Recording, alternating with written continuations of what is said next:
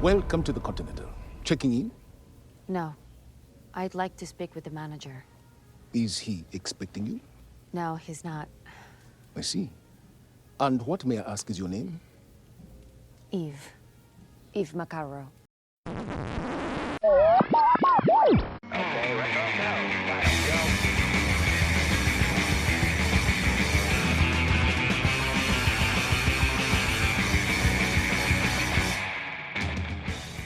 Hello and welcome. Welcome and hello. This is Wait, You Haven't Seen? It's a show where we talk about movies, and specifically, we talk about a movie at least one of us has never seen before. I'm your host, Travis, a.k.a. TV's Travis. This is episode number 350, and our movie this week from the world of John Wick is Ballerina, and here to talk with me about it because I went and saw this in the theater. He had not, but we've talked about a bunch of the other John Wick movies. It's Shawn, a.k.a. Searanex. Shawn, how the hell are you? I'm doing all right. And for the record, I have talked about movies not in the John Wick universe. Yes. So, but it's sort of our thing now. Yeah. It was one of those. It's become a brand. Yeah. So. When we saw that there was another movie in this universe coming out, it was like, all right, well, I'm going to go see this in the theater. You're not allowed to because we got to talk about it in a little while. Yeah, pretty much. Now, we've talked about all the John Wick films except for the first one. I did that one with Monica and Scottier. But from 2 on, you and I have talked about them, and we've talked before about like getting out to the theater for you and how it's kind of tough. You got 3 kids, and it's not a thing. So I totally get that. But this movie got announced and talked about, and I kind of want to dive into a little bit of that because there's some interesting backstory to the making of this movie. Okay. But before we get there, as a just movie, just going into it, watching it for the first time, what did you think of Ballerina? For me, it was a lesson in expectation. In and of itself, I thought it was pretty good. It was a pretty good action movie, in the same vein as John Wick. But at the same time, if you're expecting it to be a John Wick movie, I think you'd be disappointed. I think that's a fair assessment. Because even though it's in the John Wick universe, it's not a John Wick movie per se. And yet it wants to be, which is both to its detriment as well as what makes it work. So Ballerina, the full title being Ballerina from the world of John Wick, which is terrible. Just call it Ballerina. Although the funny thing is there's a Ballerina film from 2023 that is not the same plot, but I read the synopsis and it's kind of similar. And then I think there's also another movie from this year called Ballerina Assassin. Probably. It's like... It's apparently it's a fairly common name. Yeah, it's a well-worn trope. But this started life. So for some backstory for this, before we talk about kind of the nuts and bolts of the movie and the performances, because I definitely want to talk about the performances and the action. There's a lot. Yeah. There's a lot to chew on there. Little backstory about this movie. It started life in, I want to say it was somewhere around 2012 maybe, as a spec script. It was just a standalone movie written by the screenwriter of this, who was Shay Hatton. So Shay Hatton had written a spec script about a ballerina assassin character. Okay. And somewhere along the line, it got picked up, and they were going to go in one direction with it, and then decided, you know what, let's incorporate this into the world of John Wick and the Continental and all of that. So that's not uncommon in Hollywood and in the film industry in general. Famously, a bunch of the Hellraiser sequels, I think everything from after like the 3rd or 4th Hellraiser film, weren't written as a Hellraiser film. They were spec horror scripts that Dimension basically said, well, we want to keep our copyright, so let's just shoehorn some Cenobites into this and call it a Hellraiser movie. A great example of when this can work is Die Hard with a Vengeance. I'm not sure if you knew that or not, but that did not start life as a Die Hard film. Really? Yeah, it started as that actually does kind of surprise me. Yeah, it started life as a script for a movie called Simon Says, and all of that Simon Says game stuff was incorporated, but somebody had it, and they're like, this would make a good sequel to Die Hard, and so they reworked it and did it, and that's again not uncommon. Yeah. So they get Len Wiseman to direct this, and it kind of sat in a little bit of development for a while. Originally, Lady Gaga was in line to possibly play the main character. There was also Chloe Grace Moretz was mentioned at some point, but then they cast Ana de Armas. This movie came out this year, early 2025. It was filmed in 2022, 2023. And it initially... because it was supposed to come out in June of 2024. That was its original release date. Oh, wow. And what happened was Len Wiseman made his movie. They did test screenings, and apparently the test screenings were not good. And so as the story goes, now there's conflicting reports, as there always is. But there has been some corroboration of some of these. But basically, Chad Stahelski came in, and they decided, because it was going to be in the world of John Wick, to do a bunch of reshoots. And so they pushed it back 6 months and reshot a bunch of the movie. How much they reshot varies depending on who you talk to. And how much involvement Len Wiseman had in those reshoots varies depending on who you talk to. I think it was The Wrap had a story that said basically Stahelski came in and restructured and redid most of the movie and directed it himself. And that's part of what pushed the Highlander reboot back, was he was working on that. Some accounts are that he worked with Wiseman. Some are that Wiseman was ill and couldn't be on set, and so Stahelski was doing it. And there's back and forth, who knows. But they did reshoot a good portion of this, and some characters were added in. In fact, the character of Nogi, played by Sharon Duncan Brewster, apparently was added during those reshoots. She is the one in the Roma Ruska. I was doing the exact same thing like 10 minutes ago, trying to remember how it was pronounced. But she was the one training them.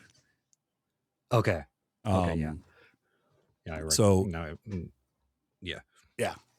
like that character was added after the fact, like wasn't originally in the movie, and they added that into the things. So there's a lot of that going on. It's intriguing to me that can happen, because there's a lengthy, in the IMDb trivia, again, grain of salt, but in there's a very lengthy edition kind of chronicling a bunch of this with dates, with, things like interviews with Norman Reedus talking about going back to do reshoots, and Ana de Armas and Ian McShane talking about a scene that they had where they had a fight scene that got cut from the movie, and all sorts of stuff like that. And this was shot before Lance Reddick passed away. This was one of his last on-screen performances. But when he came up onto the screen, I was actually curious about that, of like when it was filmed in relation to his passing. Because at first, like I could have, it might have been the fact that I was just looking how it looked on my screen. It almost looked like there was a composite effect around him for a second. And it made me think, it's like, okay, is this like past footage that they just reused, or is this actually him? And I looked it up, and it was one of his last performances before he passed. But it's just, So this is a case where, and a lot of those reshoots were because the test screening didn't do well, and Stahelski didn't want, like, he wanted it to work with the world that they had built.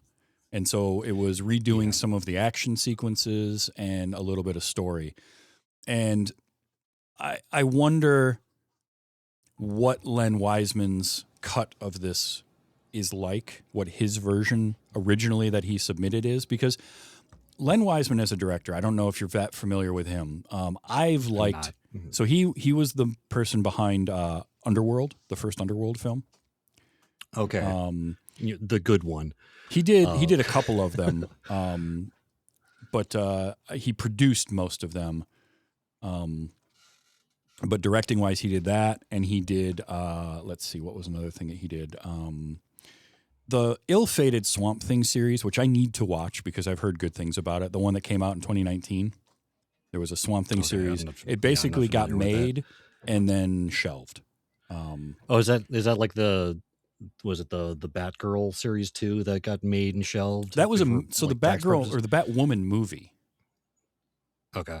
Because I know there was a bunch of stuff that was like ready to be sent out, and then it just got shelved for tax purposes, basically. Yeah. But Wiseman did Underworld and Underworld Evolution. He also directed Live Free or Die Hard, which, while not as good as any of the first 3 Die Hard films, is okay. I don't hate. Yeah, I think of the newer ones, I think that was one of the better ones. Yeah, I agree. It wasn't as good as the originals, but of the newer ones, I think that one wasn't bad. But he's not like to say this is like he's not a bad director and he understands action films, but he's also not Chad Stahelski, which I think is kind of what happened there. Yeah, and especially because Chad has established like a new form of action movie with John Wick. And action movies obviously have been around for eons, but he established a new style, really, like, or at least reestablished or revitalized or whatnot, this style of action. Oh yeah. So yeah, I could see where he would be concerned. It's like, okay, if we're going to have the John Wick name on this, it has to have some level of consistency with what we've already established. So I can see why that would be a concern for him. Yeah, and also I kind of wish that we would have gotten the original concept of this because from what I read, Shea Hatton's spec script, so I guess it was 2017, not 2012, so not quite as old, but was a little more tongue-in-cheek, was a little more self-aware, and to the point of having like a kill counter on screen, a la Battle Royale, which I thought was kind of a cool idea. But it was even more like hyper-stylized violence and nudity and like over-the-top. And they toned some of those elements back and did over-the-top in other ways here. But just as a movie, I had a good time with this. In the vein, I'm with you in that in the world of the John Wick films, it's probably so there's 5, right? We've got 4 John Wick chapters plus this movie. I'm going to leave the Continental series out of it because that's kind of its own deal and I haven't watched that yet. But of those 5 films, this is in position 4/5. It's just at the bottom. And that's not a knock on the movie so much as how good the series can be. Because when this is good, it's very good, but there are things in it that just don't work. That I definitely want to touch on because they don't necessarily work in the established world that we're already in, that we're already trying to connect it to. There's, like I was saying, in and of itself, it was a functional, adequate, good action movie. If you just removed a couple characters and just had it be just completely in its own different world, I think it would have actually worked better. But by making it part of the John Wick world, I think kind of had the opposite effect than it should have. Because even though it's not a John Wick movie, just having that name on it, it has expectation behind it. And I think that potentially hurt it. Yeah. So it's a tough double-edged sword because from a marketing perspective, you want to have a hook that's going to draw people in. And especially in this day and age of film going and theater going more than anything, is you've got to have something that draws people in. Because if you just call this movie Ballerina and you put Ana de Armas on the poster, that is going to draw in a certain number of people. Absolutely. But it's not going to hit as wide a net as they would like. So you throw From the World of John Wick on there. I don't like that. I wouldn't do that, but I get where they're coming from on that. Now, one of my big issues with the movie, probably one of my top 2 things, and really the only 2 things I didn't like, is there's too much John Wick in this movie. which is saying something because he's not in it very much. Right, but I mean, he's in some pivotal parts, but yeah, he's not in there very much. and look, I love Keanu. I love Keanu as John Wick. That's not a secret. But Yeah. if they would have kept it to, by the way, if you haven't seen this movie yet, I apologize. We're going to spoil it. All right. Oh yeah. That should be like part of the disclaimer of the show. Yeah, it really is. But if they had kept it to his cameo in the first act, where we start off with Eve, our main character, as a young girl, and we get a little backstory, right? She and her dad, some mention of like, her sister being gone and her being like, I wish I could remember her. And then a bunch of dudes show up at the house, which interesting to me that this guy and his daughter in this big old house, and they have security because there's security outside. I did like that these guys coming out of the water and they've got crossbows. So it's like, okay, that's cool. It's quiet. It's not going to be affected by the water. Nice. Yeah. Bit of overkill. I think they could have. Yeah, I think they could have shot the guy. There was one guy where they decided, okay, we're going to put like 12 bolts into his face for no reason. Mm-hmm. I think the first one would have been sufficient. The one through his eye that took care of things. The next 4 maybe overkill. Just a thought, because we did like eye, nose, throat. Like I was like, okay, well, that's a waste, but sure. But we get especially when you have a weapon that takes about 4 hours to reload, right? Well, you know what it was is they were all like, well, we've got this bolt chambered, and it turns out there's only 2 guys here, so I got to use this on something. But the opening action sequence was pretty good. It's the classic John Wick style of action, very close quarters combat. Really liked it. I do like that the dad doesn't really have time to grab a gun, but he has a drawer full of smoke grenades, and so he's just like tossing smoke grenades left and right. I loved that. That was a fun little bit. And then I imagine that like the way they filmed it, the smoke is like non-existent. Mm-hmm. But I'm sure like you kind of suspension of disbelief or whatnot. It's like, okay, just imagine that it's thicker in the actual movie rather than how they're filming it. Because obviously they still need to be able to see the actors mechanically for the actual filming and stuff like that. So I can see that. But it's like, I was watching that whole scene. It's like, wow, this smoke is like not doing anything. Yeah, not really. But we had that scene, and then Eve gets found by Winston. He just finds her at the hospital, I guess, because the house gets blown up, which they made it an awful far from that explosion in 30 seconds. I was impressed. Yeah. It's a John Wick universe film, so physics be damned. But they get away, and then somehow Winston finds her at the hospital. Cool, not a problem. Anytime I can get Ian McShane in my movie, I'm fine with it. I love Winston, and I'll hand wave that. That's cool. Yeah.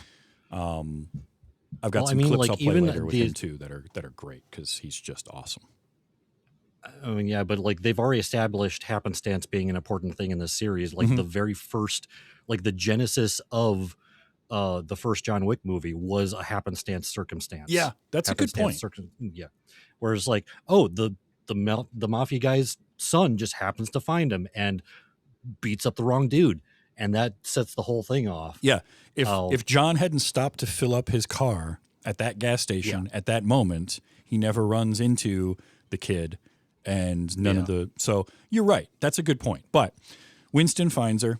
Again, Ian McShane just killing it as Winston. Never going to be upset seeing him there. Because it's just literally just his voice. Yes. Oh, and what a voice. Just how he talks.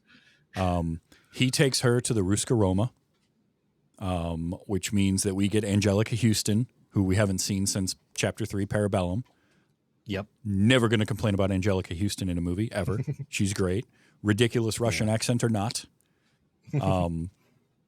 And we get to see, because we've heard of the Ruska Roma, right? And John went there in Chapter 3, but it's kind of nice to see more of the workings of it. And we're seeing the ballerinas and the dancing and it's a great training montage sequence of her dancing Yeah. and failing. And I like it because Eve isn't perfect. Yeah. I mean, that's one thing that I really appreciate about when they're establishing Eve as a character, as her assassin persona or whatnot. They establish quite frequently throughout this that her greatest weakness is she's not strong. Yeah. I mean, she's frequently overpowered, but she seems to be more highly skilled than the average assassin. But most importantly is she is incredibly resilient. Mm-hmm. I mean, just in that opening sequence where they're showing her dancing, she's literally leaving blood on the stage from her feet. Yeah. Like her toes are destroyed by the end of this sequence. And it doesn't even phase her. Like she doesn't even limp off the stage. I stub my toe and I'm limping for 4 hours. Right? She basically breaks both of her feet. Yeah. And it's like, no problem. Yeah. And they keep that consistent through the movie too, which is good. It's a thing I like. I love the training sequence because we see her doing dancing, we see her doing heavy bag work and fighting, we see her sparring and then practicing moves she will spar with later. We see her doing like the weapons training and paintball stuff and all of that, failing at it. I love the sequence where the character of Nogi tells her, like, you are going to almost always be smaller, be weaker. Yeah. You're going to be at the disadvantage. Take that and use it, make it your advantage. Find the way, basically, it's basically don't fight fair. Yeah. I mean, when I saw that sequence, my note was when all else fails, nutshot. Yeah. Which, hey, you know what? And I do love the line, fight like a girl. That's great. Yeah. And I like Eve not being like, she is hardcore, but she has to do it in a different way from John. She's also not a perfect shot. She's not, it's not so like, and that's one of the things that you have to, when you're watching this universe of movies, people are not made out of bone and flesh in this world. They all have adamantium coated skeletons and just like healing factors. It's incredible the amount of damage that these people can take. But yeah, that was another thing I noticed is when her gunplay it's good for like the average assassin that they've established in this world. Mm-hmm. Is like it's good for the people who would be going against John Wick. Yeah. But it's still nothing compared to John Wick's style. John Wick is like on the scale of that they've established in this world of assassins, John's the very top. Mm-hmm. Oh yeah, for sure. Yeah, he's incredibly precise. He's very practiced. It's all this very similar moves with like when he's able to do it, he's like one to the chest, one to the head, move on. She does not have that practiced ability, which makes sense because she's much younger. She's not as, for her age and for where she is in this assassin world, she's still very highly trained. Yes. But still nothing compared to John Wick. But I'm glad that they did it that way. 100%. And I love the whole training sequence. And I like here the cameo of Keanu Reeves because this also helps us establish when this is happening. This is happening. Yes. The beginning of this movie is during part 3 of the John Wick saga. Yep. Into between those 3 and 4. And for John, we get another, I am a fan of the trope of a scene we've seen somewhere else, but from someone else's point of view. Right. Yeah. So we saw this scene with John showing up, talking to the director, getting branded, tearing his ticket, all of that. We saw it. Yeah. But now we're seeing from Eve's point of view, and I really like it. And then they have their one quick meeting where she's like, hey, you're him, which I have some audio of as well. And this overarching theme throughout this movie of fate versus choice. And her mentioning to him, like, how do I do what you do? And it's looks like you're doing it already. The front door is unlocked. You can leave anytime, but that door is going to lock at some point. Like, I liked all of that. And honestly, if it were me, I don't have Keanu come back in the rest of the movie. I think that's two things. One, I don't have Keanu come back in the rest of the movie because for me, what that does is that takes some of the sting out of Eve and what she is doing later on. Just with the way it unfolds, we'll get there. But the other thing is, I personally don't market him in the movie. I don't put keep it. I don't put him in the like trailers. a surprise cameo. Yes. Yeah. Because here's why. You're going to have a certain number of people that are going to go see this movie regardless. And the second that word of mouth gets out, that holy crap, there's a John Wick cameo in this. This movie takes place in the John Wick world. That word of mouth spreads because John Wick has enough of a fan base. That is the kind of marketing you can't buy. But if you plaster him all over it, now you've set an unreasonable expectation for people when they go see the movie. And while I do think that John Wick is in it too much, you're right. It's not as much as I even remembered it being from when I saw it in the theater. Yeah. He somehow manages to have even fewer lines in this than he did in John Wick 3, which is saying something. Yeah. But it's like, he only had maybe 10 minutes of screen time, it felt like. Yeah, it wasn't much. It was not that much. It's basically that cameo, a fight sequence later on with Eve, and then a couple of moments towards the end. He has one little action sequence moment that he gets, which again, it's cool.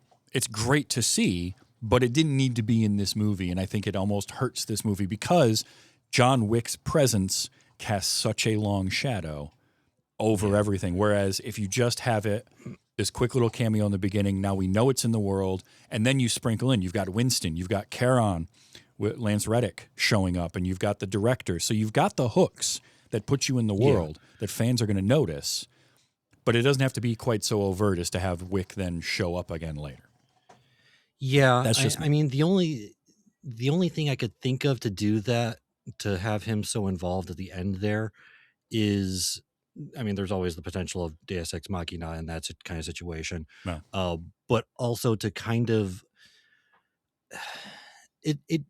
the thing is, in that respect, it still hurts Eve because it's like, okay, you're establishing how much further beyond everyone else John Wick is, but you don't need to have him be in someone else's movie to establish that. We already know that from his 4 movies that he's already been in. Yep. Looking back on it now, I agree with you. It doesn't really make much sense for him to be in there the last part of the movie. No, I just have his name in there. I wouldn't have that in there personally, and I still think you can have it. It's a solid movie without that. Now, to say that Keanu Reeves is good in his limited screen time because he knows the character and his action sequence is great, and the fight with him and Eve is great. Ana de Armas as Eve, awesome all the way through. She's great, start to finish.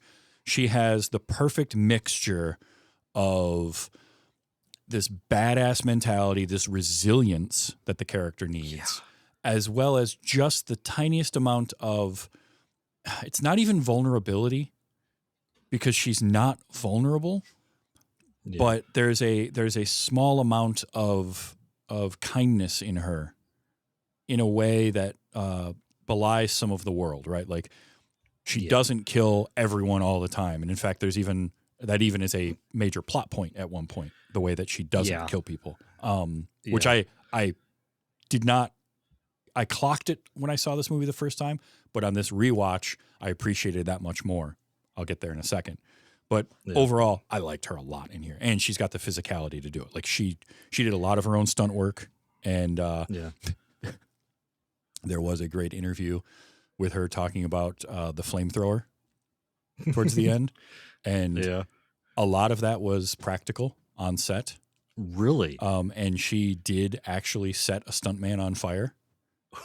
And apparently she said the first time it happened, she just broke down crying because it was just such an experience. And then after that, she was okay with it. But that first time, and of course they're going to set everything up and tell her how safe it is. But until you've lit someone on fire, I can't imagine what that feeling would be like.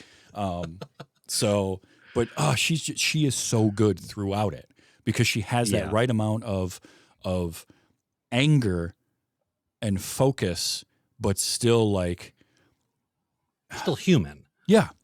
That's a Yeah. human. That's a perfect way to put it. Yeah. Um, I mean, and I agree, she, like we've already been establishing, the character's not strong. She looks toned. She looks athletic, but not strong. So her physicality doesn't betray that character and everything. And she does fit very well into it. I agree. Mhm. Yeah. yeah. And of the people that they had, like Chloe Grace Moretz is great. And obviously she's done this type of a character with Hit Girl. Yeah. Lady Gaga, I don't know. And I only don't know, not because I don't think she is a good actor, because I have seen her in a few things and she is compelling on screen. Yeah. I'm not sure. And she's got a dance background. I just don't know on the stunt side of it how she would do. I would like to see it. Yeah. I would be interested to see it. But I do think, because Ana de Armas had already done James Bond film at this point. When filming this, she had done No Time to Die. So she had that background. She really dove into it. But man, she's great. We already talked about Ian McShane and Angelica Houston. They're both great. Yeah. And I think we had the right amount of screen time for both of them. Yeah.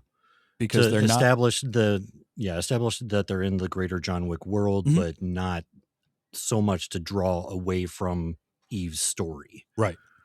Now, my other problem with this movie, outside of, again, too much John Wick in 10 minutes, but the character of Lena, played by Catalina Sandino Moreno, you probably don't even realize which character that is.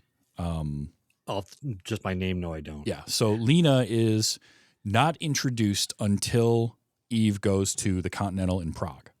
And she is the one sitting in the lobby watching, and then follows That's what her I thought up. it was, yeah. And then is part of the team that grabs her, and then it's revealed, again, just warning you, spoilers. It is revealed that Lena is Eve's older sister. Yeah. Here's my problem with this. Number one, it's a terrible trope. And it's way overdone to have because we didn't earn this.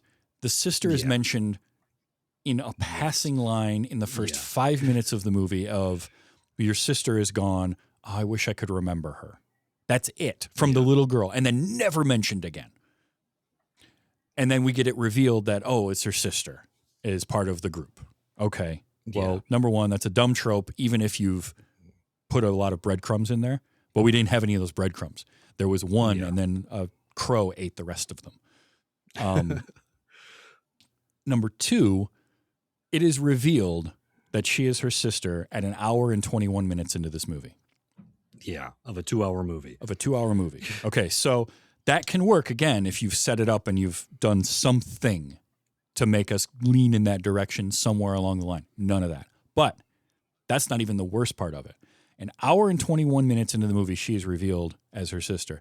Guess what point of the movie that character is killed off? It felt like about 26 seconds later. 1 hour and 26 minutes into the movie. 5 minutes. She's literally revealed as her sister and then killed. Yeah. I didn't care. And I should not say that about a character that has that connection to our main character. I literally did not care. And that's a bummer. Yeah, it was established too late and ended too soon to have any sort of emotional connection. It just I agree. It was completely unnecessary. She could have been just some nameless. They didn't even have to mention the sister at all. Not at all. Not at all. And it would have been the same effect. And even if you mention the sister in the beginning, this character doesn't need to be that. And what it also did was it gave us then the tall blonde dude that she fights towards the end, who feels like another added character that, again, I don't have any connection to and I don't care. And I don't have to know all of the henchmen in a movie, but typically you want a couple of the henchmen to be around for a little while that you can kind of have some satisfaction when our hero defeats them, right? Yeah. And the problem is that they needed to combine those two characters, Lena and blonde guy whose name I cannot remember. I think don't it's even know if Dex. they name him. They probably didn't name him, but I think it's Robert Massar as Okay. Dex, because from looking at the pictures. But combine those two into one character, Yeah. because the emotional impact of her sister dying and the Chancellor, Gabriel Byrne's character, we'll get to him in a second, calling for them to both be killed, also has nothing behind it. There's no teeth there, because we just met this person. She's had no screen time whatsoever. She wasn't involved in anything in the Continental in Prague. And now you bring her back here, and it's just, that is where we had a movie and then we reshot a bunch of the movie. I can understand and believe that, because it is a little bit disjointed. And that's a bummer, because if done right, that could work. Or if there's some kind of a thread with Lena as a character throughout, then there's some punch there. But to have her basically brought in and then killed off almost immediately, it's like, all right, well, that's a bummer. Moving on. And there's also nothing for Eve there. Yeah. Nothing. I mean, she had no idea her sister was alive, and all of a sudden she finds out, and within a minute of that, she's getting killed. Yeah. And there, like I said, there just was no emotional connection between the two, because, like you said, Eve thought that her sister was dead this whole time, and all of a sudden it's like, for all we knew, she could have been lying that she was her sister. Right. We don't, and we could have the headcanon to do that, because they don't establish any truth to it. Yeah. So if you're gonna throw a twist like that in, you got to earn it. They didn't earn that. Yeah. They didn't earn it at all. Now, Gabriel Byrne as the Chancellor, I love Gabriel Byrne.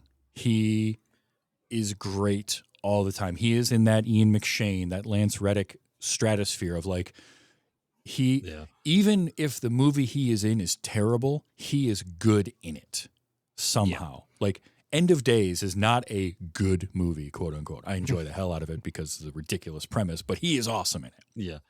And I have loved him since The Usual Suspects. He's just great. And he here is a very one-note mustache twirly villain. But that's fine. You can do that in these movies. You kind of need that in these movies. And I thought he was very good. But as we just said, it takes some of the teeth out of like him saying, well, kill them both, when, we're just now learning that there's a relationship there. And he's only just figured out who Eve even is. And again, that's something that a movie with a little more cohesion to it spends more time in him figuring this out and trying to bring her back. Because there's also the subplot of the little girl, Ella. Yeah. Which is kind of like, that's what kind of brings Eve into the fold of this whole, because she was unaware of the whole thing as well. It took until we had a little bit of a time jump from, and that also, sorry, the tangent us a little bit. The whole timeline thing is a little bit wonky. It is. Because it's like it's we established, very retconned. Yeah, because we established that, the time where we established that this starts during the events, when she's an adult anyways, starts during the events of Parabellum. And then we have a 2-month time jump. Yeah. Which means that, okay, John Wick has already fallen off the roof. Yep. He's in hiding. He's recovering. This is also another argument for don't bring him in at the end anywhere else in the movie. Right. Because now all of a sudden it's, okay, he's presumed dead at this point. How do they send him to take care of this whole situation? Yeah, why is it that the director knows that he's still around when no one else did? Yeah. He's presumed dead at this point. This is before the events of John Wick 4, before he comes out of hiding. Yeah. And also another inconsistency that I found during this whole movie, the director's hands don't have scars on them. Yeah. Because during the events of John Wick 3, she gets both of her hands impaled with a sword. That's right. And this is something I specifically looked for in her scenes. They do not have scars at all. I completely forgot about that. I will be honest. I had forgotten about that happening to the director. So yeah. Yeah. it So there- happens, and that's again where you Yeah. can see like parts of this movie were kind of bolted on later. Yeah. And it's unfortunate because I think there's a very interesting story to be told here. And I think that Eve could have been a very compelling character. And I like the mirroring of like, here's her opening scene, right? Where she's a young girl and her dad is trying to get her out of this group and give her a normal life. And they won't have any of that. And they come after them, they kill him, but they don't get her. She gets away kind of thing. And then later on, in trying to find them again because of, running into one of them that has the X scars on his wrist. Yeah. And that sets her on a revenge bent. And she ends up in Prague. And then we get all of a sudden this mirroring, right? Where Norman Reedus, who we haven't even mentioned yet, Norman Reedus popping up out of nowhere. He was in the middle of filming Walking Dead, Daryl. And so that's why he kept the hair, because he kind of had to. Yeah, it looks like it. Yeah, that's why he looks like Daryl Also- Dixon. But having him pop up, and oh, by the way, he's also got a daughter, and he's trying to get her out of the cult. Yeah. That could be a really cool kind of mirrored story and something that Eve can latch onto, and it's sort of there, but kind of forgotten for stretches of time. Like, Yeah. she's in the scene, the little girl's in the scenes in the hotel in Prague, but then just kind of gone. And then, oh, by the way, Daniel, Norman Reedus' character, didn't actually die when he was shot in the stomach by the assassins. Well, I don't think he was shot in the stomach. I think he was shot in the leg. Was it? Okay. Well, either way, I like, think so. no, they didn't actually kill him. They then took him back and no reason why. no reason given. But I even have a note. I'm like, oh yeah, remember the little girl? And they try to make it again a thing for Eve. And I'm like, yeah, but you didn't earn that either. Like that and the sister stuff feels like it was part of the original story and got excised for some other things. And it's kind of a bummer. Yeah. And also, one other thing I wanted to mention, during the sequence of her, like just after the 2-month time jump. Yeah. A little bit of a tangent, but I was amused by how as she was exiting that whole area, she was going like each one and like pulling the knives out. I loved it. And just like collecting all the knives, and then gets to the elevator, notices one still stuck in the guy, gets out, pulls that out, takes it with her. And I just have the note, hey, knives aren't cheap. No, they're not. Good knives, well-balanced knives, man, you don't want to lose. No, that, so, and that's the thing, right? When this movie is firing on all cylinders, when it's doing it right, that's the stuff it's doing. That was great, because we get 2 months later, and it's her in the bathroom, and we see her in front of the mirror, and she's got the piece of a blade stuck in her shoulder, and she pulls that out, and she's kind of resolving herself, and then she sees the contract is done, and then we back out, and we see a couple of dead bodies. It's like, all right, that makes sense, right? Assassin. We know this is kind of her world now. And then it just keeps like escalating. She walks out of there and there's more bodies and just carnage everywhere. Yeah. And I'm a big fan of that trope. I'm a fan of the, something went down. Aftermath. Yeah, the aftermath. Something went down. We didn't see it, because it gets my brain turning of like, oh man, I'd love to see that. Like I'd love to at some point see that scene, that action sequence, right? Because because the way the movie has been structured, we had a training sequence and then her go on a mission, and then we jump 2 months later. So we know what she's capable of. So as an audience, we can start constructing what happened here that led to this aftermath, carnage, craziness, and the added layer of her literally pulling knives out of people as she's going like, oh, that's mine. Oh yeah, I forgot about that one. This. Yep, that one's mine too. The elevator door is trying to close, but there's a body in there, so she's got to pull that out. And then she gets down to the bottom, and the guy's like, were you stuck in the elevator? Yes. It was very scary. Scary. I loved that. That's working well. The sequence at 11 Below, I think it was called, the nightclub with her first mission, loved it. So the action in this. Okay. The John Wick series. So the story is fine. It's a very simple revenge story. It just got itself a little muddied in parts. Like it didn't give enough to sort of Eve.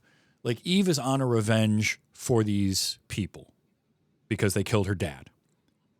But there's also but they also have this little girl that they're trying to train. Like there was parts of it that they just didn't flesh out enough. And there's other things that like they gave too much time to. Whatever, that's all fine. I can kind of I'm wondering if they could even have like gotten rid of the child entirely.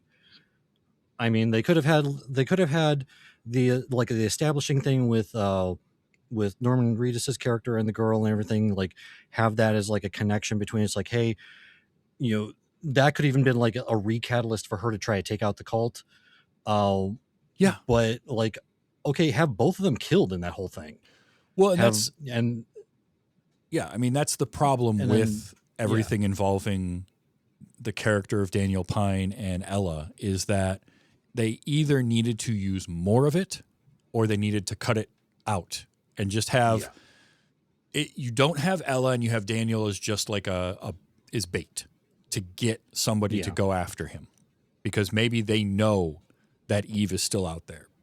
And maybe somehow rumor has gotten out that Eve is the girl that got away 12 years ago or whatever, right? And and these people are looking for her, but they don't know who she is anymore, even though she never changed her name. Any of that. Or lean into it. Have more with Daniel and Ella. Have that be more of a plot driving Eve. Like, she was already, like, what set her on the path is going after the people with the X scars on their wrists. But then she finds out, oh, they're still doing this stuff and they're trying to indoctrinate this little girl and I need to save her from it. They didn't lean into that enough. So, like, that stuff that's what it was missing. And also, again, just nothing with Lena. Just let Lena be like a crazy cultist, but not her sister. That kind of thing. I'm kind of wondering if it would have been better, instead of having John Wick show up at the end, if they had Daniel Pine come in. See, that I would go for. It's like he survives the encounter. Ella's still kidnapped, and that if they did it that way, that keeps Ella's character important in the story. Yeah. It's like that gives Daniel's character motivation to join Eve in taking out the cult. I think that could have been one of the big keys. I like that better than what we got. And some of it could have been scheduling conflicts, and obviously also they wanted John Wick in here. But but what these movies do, what this series of movies does better than a lot, is action, and action that we haven't seen in the way that we're seeing it before. It's always inventive, and boy, oh boy, do they go. Like, the opening scene is great. The first mission at the 11 Below Club is awesome. I loved that because we add the factor of, like, it's ice in there. Also, look, you put Ana de Armas in your film, you dress her up in something, you put the makeup on her, and you give her that entrance. That entrance into that club is, you know, it's like putting. I rewatched Knives Out recently because I'd gone and seen Wake Up Dead Man, and I'm like, I want to go back and watch the first one. It's like you put Daniel Craig in a suit with the suspenders and the rolled up sleeves because you've got Daniel Craig in your movie. You have Ana de Armas, put her in a slinky dress, let her look good in that, and it's a great entrance. It's a great action sequence. I did count. Now, I didn't do this throughout the whole movie because there was too many sequences. I didn't have enough time.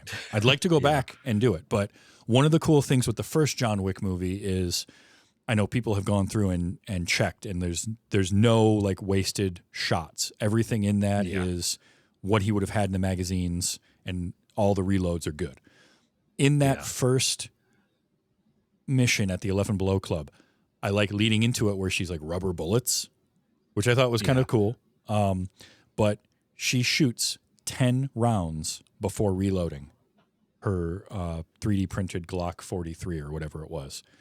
And then doesn't use it again for the rest of the scene because it gets knocked out of her hand. So I liked that. I liked that they were keeping track. That was, and I noticed a little bit later, there was another time she was firing a Glock and it was like 10 rounds and then she was reloading again. So I'm very curious to go through and try a few watch throughs to track it, because I think they probably did a decent job. Is it perfect? Maybe not. But one of the things that this film series has tried to do is keep that somewhat realistic. Sure, you've also got John Wick with his bulletproof sport coat because Yeah, there's some elements that are, but even when they established that, they it's kind of fanciful, but they at least try to make it Yeah. based in reality, Mhm, and they mhm. explain that in how it functions and everything like that in, I believe, John Wick Chapter 2 with the lining of the suit coat. Yeah. So it's at least someone it's like, okay, we've established in 4 other movies that this is a thing. Mhm. So it's not really that much of a Oh, yeah. stretch. Oh, so but like it was kind of interesting because that was one of the elements that I took note of was that you kind of forget like that it's in the John Wick universe and that kind of technology exists Right. because Eve doesn't have that. No. She doesn't have all this advanced stuff that John Wick would have. She doesn't have body armor, so she's constantly getting injured. Mhm. She doesn't have access to the same kinds of weapons that he does. I mean, even the whole sequence at the armory, at Frank's armory, Oh, yeah. to be specific, because there's multiple armories that she goes into.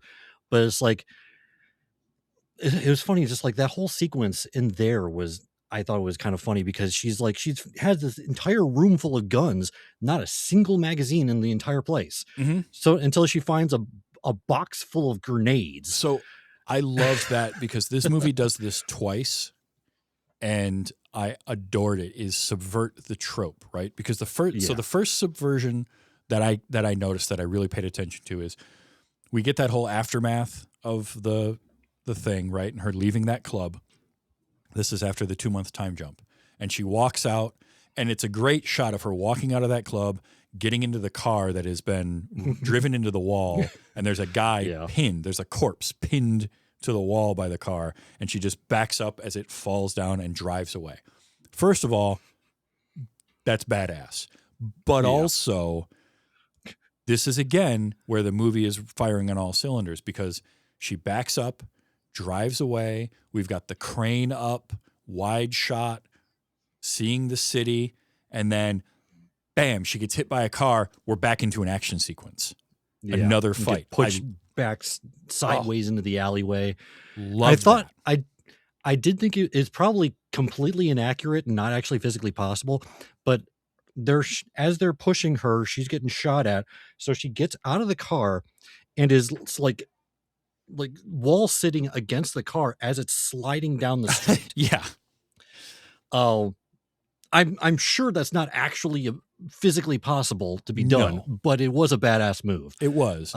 But there was that, and then the second time they did this trope subversion thing that I loved was at Frank's armory. She goes and meets Frank. There's the whole sequence. We're getting the gear up sequence, right? We've seen this in John Wick movies when he goes and he talks to somebody and they start showing him all the weapons. And I love Frank laying it all out. And in the middle of all of that, the place gets shot up. Frank gets hit in the hand, so he nopes out of there. Ducks out, yeah. And then she has to go through a door, and now she's stuck in a spot with no weapons. She goes from a room full of weapons and ammunition to a room with nothing. And that's when she finds the box of grenades. And this is the series and this movie doing its thing, which is give us something new. We have an entire action sequence that she is armed with nothing but grenades. Yeah. And for that loved sequence, I have the note, they brought guns to a grenade fight. Yep. But man. I also did note, it's like, even though it was a really badass move, I also put down the note, I don't think grenades work like that, where she wraps the grenade belt around the guy's neck, pulls the pin on one, and then flips over the table and somehow completely vaporizes this guy's body and is completely untouched herself, despite the fact that she's holding the grenade belt over her shoulder like this. So with nothing but a metal table. I feel like some of that is holdovers from the original script and that over-the-top action that I mentioned. Because they do that kind of a gag with a grenade vaporizing a person, not once, but twice, because it happens again later. Oh, yeah. And actually, technically 3 times, but we only saw it. We saw it twice. But yeah, all this. But I will say that this whole action sequence with the grenades was great because it was using grenades in different ways than you normally see. Like normally you see smoke grenades like we saw in the beginning of the movie, and you maybe see a grenade get tossed here or there, or the once or twice where you'll see like somebody pull the pin on a grenade on a bandolier on somebody and then run away, and the person's like, oh, and they try to stop it and then they blow up. But here you saw she finds the box of grenades, and so she pulls the pin on one and then throws the whole box at him. That was awesome. Like, that was great. The door gag might be my favorite one, though, because she fights this guy. She beats the crap out of him, pins him up against the wall, takes a grenade, shoves it into his mouth, pulls the pin, and then closes this big door on him and lets the grenade blow up. And I loved it. I loved it so much. And the single best part about it, my absolute favorite thing, is after that, she closes the door and there's just a hole in the wall and nothing else. Like, there isn't even blood anywhere. There's just nothing but a hole in the wall. Like, it's the most ridiculous thing. But I love stuff like that because it is so dumb. It's so dumb, but it's so great. Yeah. It's like, just completely disregard the physics of it being a concussive explosive and that she would be deaf pretty much immediately and probably permanently. So there's two specific things in this, not in this sequence and an earlier sequence back at the Continental, that where it's like I specifically put, I don't think this works that way. One was the grenades. The one from the Continental was, I don't think remotes work that way. No, not really. No, you just smash them against someone's face and they change the channel apparently. But that's another gag I loved. I love that because it's so dumb, but it's changing the channel, and it was hilarious. Yeah, and that's the movie leaning into the ridiculousness, but also like that's it having fun and kind of winking at the audience a little bit. Now, there's certain things like Daniel walking around with the shotgun and he's got his little girl with him and Ella's not covering her ears. Like, no, that girl's got permanent hearing loss. Oh yeah. Eve can't hear anything. She's got no hearing left with all the grenades that have gone on. Which, as resilient as she is, as much as she gets thrown around, that is the thing that is probably the least believable, is that she has eardrums left. From all the concussive blasts. But again, I love it. Like the whole scene in the Bavarian cafe where she walks in, because the second she walks into that cafe and people start getting up and leaving, I'm like, oh yeah. The first time you watch it, gonna go down. Yeah, something's going to happen here. And then that dude walks in that we saw earlier, which, by the way, that actor was in the first John Wick. Yeah, didn't he get killed in the first one? Yes, it was the. I knew he was. He looked familiar. I think he actually. I thought I watched the John Wick documentary, Wick is Pain, and I think he mentions that he was actually in there at least twice and was killed both times. Yeah. And then this would be the third one where it's like, but yeah, I recognize the actor, and we just have to kind of, again, suspension of disbelief. It's like, okay, this is a completely different person. Yep, of course, that's fine. Stunt guy. It's like seeing, certain stunt guys you see in every 80s action movie. Yeah. Same deal. Yeah. But like as soon as he starts walking in, you're like, okay, something's about to go down. And that's a great action sequence that ends with an elbow bending in the wrong direction.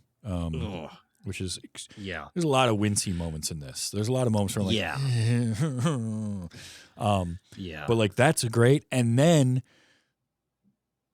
to have it ramp up a level where, there's more people in this little Bavarian village that are there. This whole village is part of the cult because now the barista gets involved. I love that part where it's like, good. She goes up to us like, I'm not going to hurt you. And then it's like, and then the barista starts attacking. You're just like, my first thought is like, well, I will now. Yeah, exactly. It does lead us to one of my favorite, probably my second favorite weapon in the movie, which is her taking the handgun and duct taping a knife to it. Because again, it's something I may have seen in a movie before, but maybe not in this way. Because she is like, the way she uses it, and in a particular moment where she stabs a guy in the chest, twists the knife, and then shoots him in the face. Yeah. with the gun. I was like, that is brutal, Yeah. and it's real good. Yeah.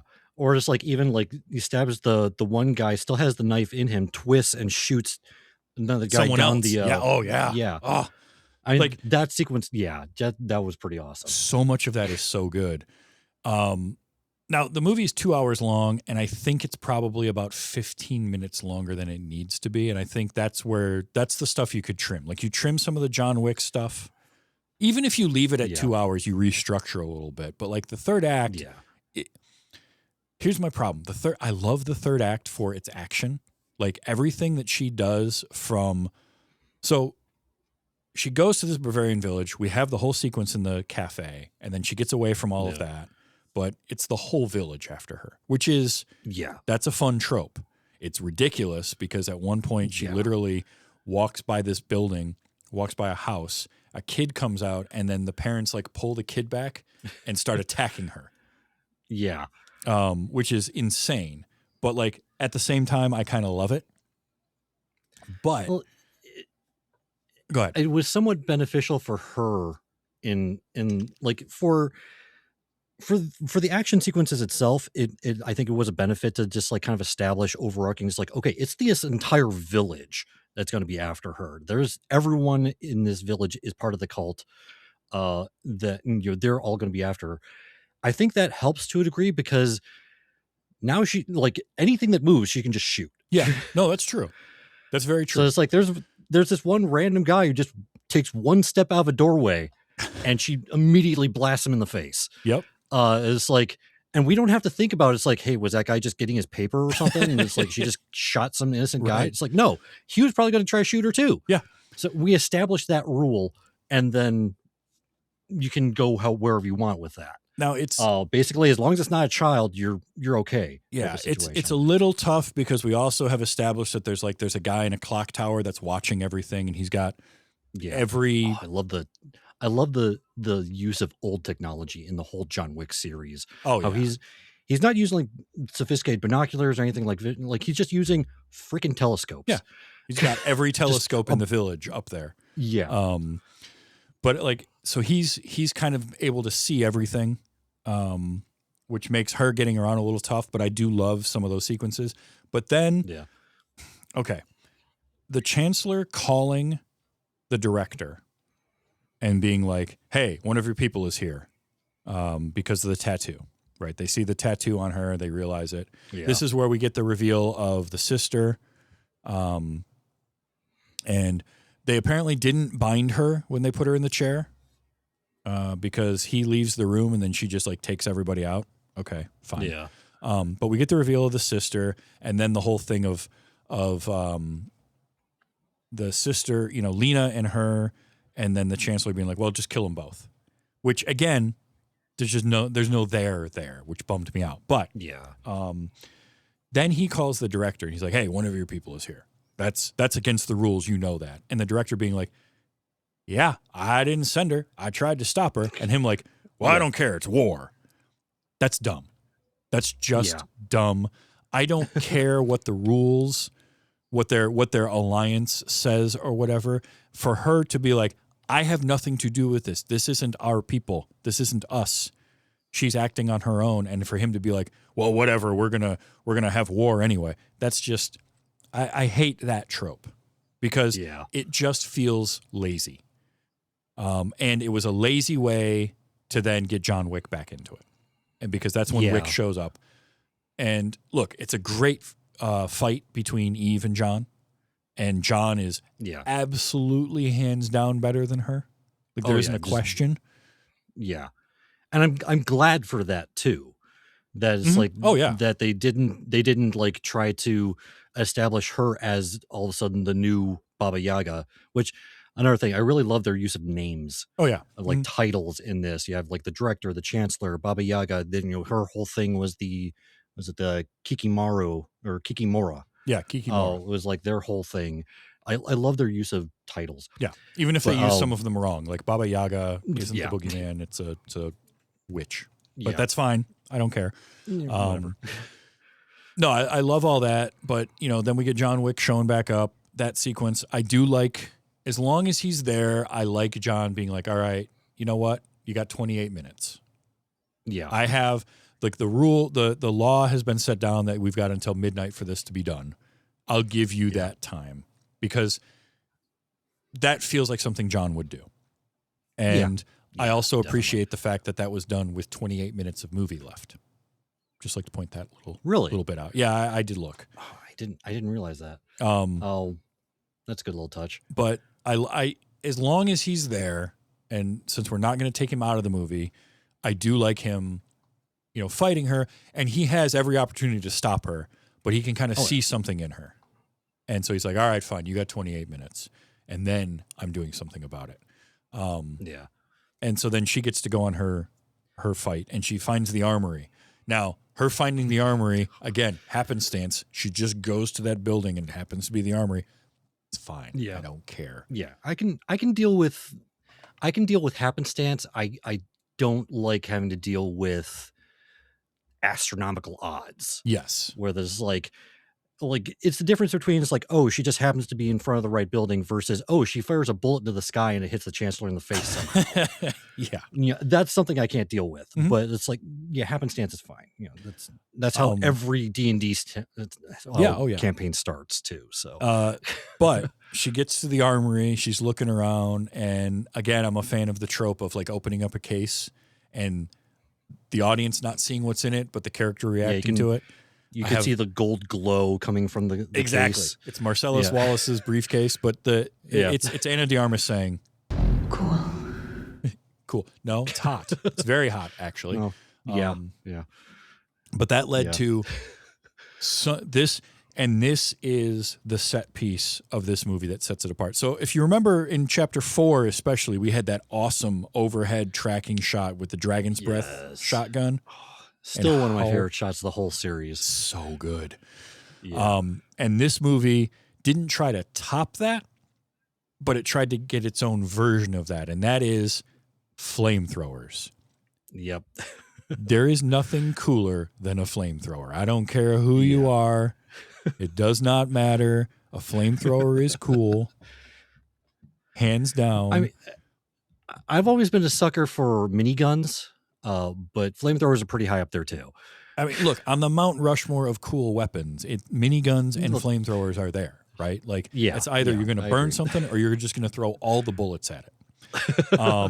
In your action sequence, that's what you need. And here, like, they went for it. That is, and you can tell watching it how much of that is practical flames on set. Is there extra work being done? Is there visual work? Absolutely. Without question. But at the same time, Ana de Armas was lighting people on fire. She was lighting stuntmen on fire, and you cannot fake that, and it's so cool. Yeah. Like I don't know if it was her or if it might have been a stunt person. I couldn't tell. But there's one particular part where you could tell someone lost hair. Oh yeah. It's like where Eve's character is like trying to dive behind the truck, and the flame comes like over the hood of the truck, and it just engulfs the entire back of their head. Oh yeah. And it's like, oh yeah, someone lost. If that was an actual practical effect, someone lost hair. So it's like, I know they shot a lot of this, I think, in Prague. So the rules there are a little bit different, but there's a great video on YouTube from the Corridor crew, which if you've never checked them out, I highly recommend Corridor Digital or Corridor Crew on YouTube. They do a lot of stunt work, and visual effects stuff. Yeah. And they had Adam Savage on an episode, and they were talking about the gun from The Fifth Element. And how it had like the frost ray and the freeze ray, the flamethrower, the darts, all of that, and they were kind of going over like how they did that in the movie and all that. And they mention in there, Adam Savage is like, there's only like 5 people in all of California that are allowed to use a flamethrower, and the guys from Corridor Crew are like, we hired them, it was awesome. And because they made a short movie with a flamethrower in it. So like seeing that just made me think of that. And it's like, oh man, how fun would that be? And you get not only, what it reminded me of was it reminded me of seeing something for the first time. We get a flamethrower fight in this, right? We get two flamethrowers going at each other.